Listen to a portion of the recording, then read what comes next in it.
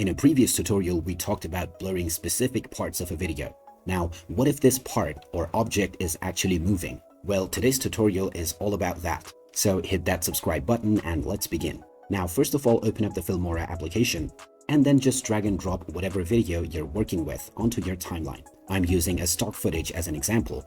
Now, first of all, let's check the preview of the video. Now, all of these people are moving. Let's just select one individual that we're going to blur out. Now for this video, I'm going to blur the gentleman in the middle.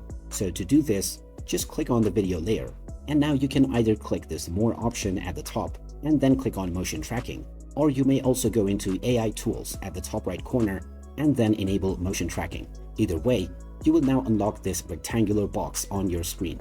Now all you need to do is drag this rectangle and reshape in order to match whichever portion you wish to blur. Once you have chosen your region, you can now click on the Click to Start Motion Track option. This will now begin capturing the motion of the subject within the rectangle. Once it is done, click on OK. And now if we check the preview, the rectangle has appeared throughout the duration of the video, and it is moving along with the object as well. The next step that is left to do is to add blur within this section. So in order to do this, click on the drop-down menu underneath Link Element.